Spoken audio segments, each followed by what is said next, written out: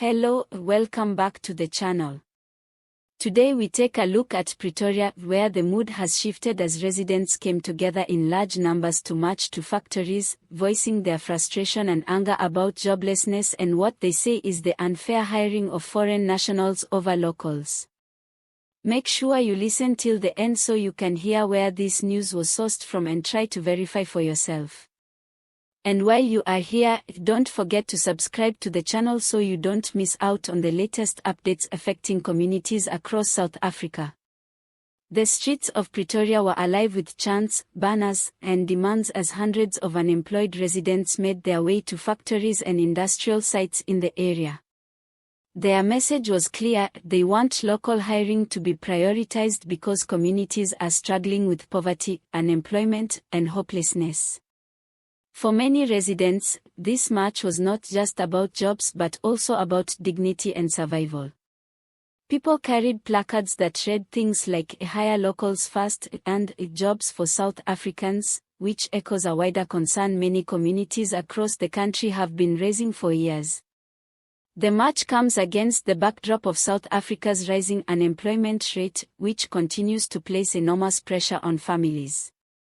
Communities are feeling the pinch of an economy that has not created enough jobs, while at the same time seeing people from outside the country seemingly finding opportunities in industries like factories, retail, and small businesses. This imbalance, whether real or perceived, is fueling frustration. Some of the residents at the march said they had been applying for jobs for months, even years, but were never called back for interviews. Yet, they claimed to see foreigners working in the very same spaces.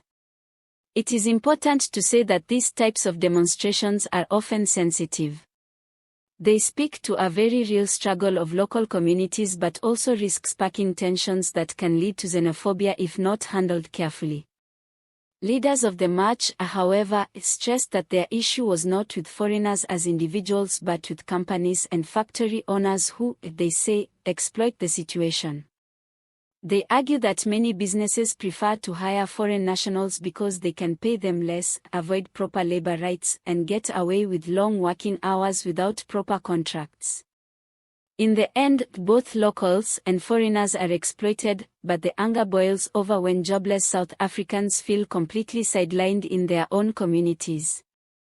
As the march moved through Pretoria, police monitored the situation to make sure it remained peaceful.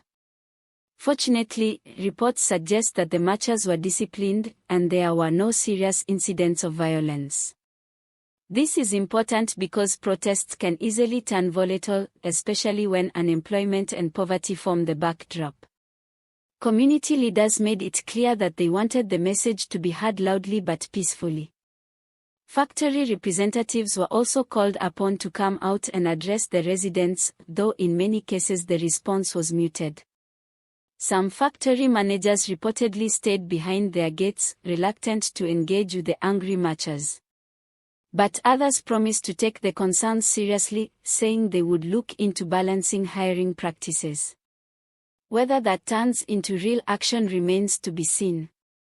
Economists and labor experts have pointed out that this type of tension is not new.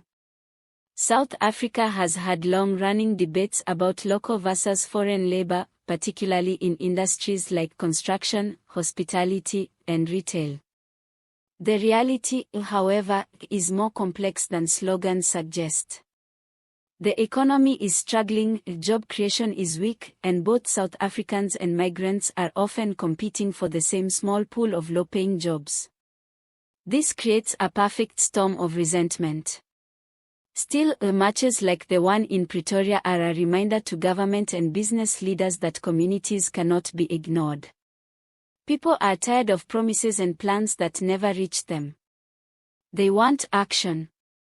They want to see factory owners held accountable, and they want policies that ensure South Africans are not locked out of opportunities in their own country.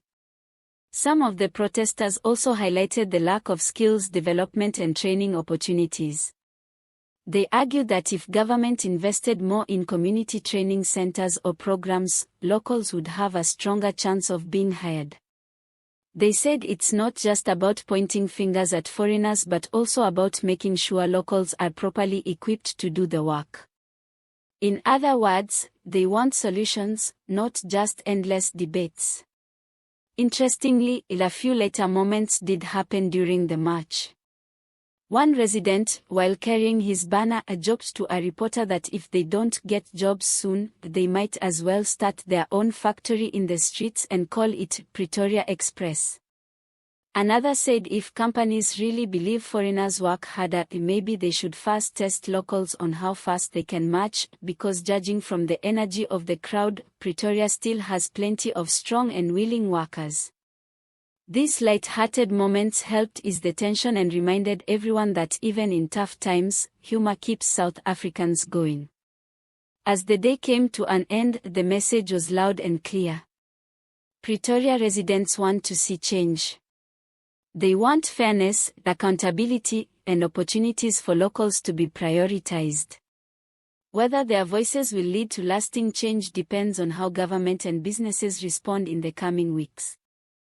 Before I wrap up, let me remind you to subscribe to the channel for more updates on what is happening in communities across South Africa. Your support helps us keep shining a light on issues that affect ordinary people every day. And as always, I'll end with a little joke to lighten the mood. One of the marchers apparently told his neighbor during the protest, "If the factories don't hire us, maybe we should just take over the machines. At least then we'll finally be working." Not exactly the best business plan, but at least the man has ambition. All images used in this video are for illustration purposes only.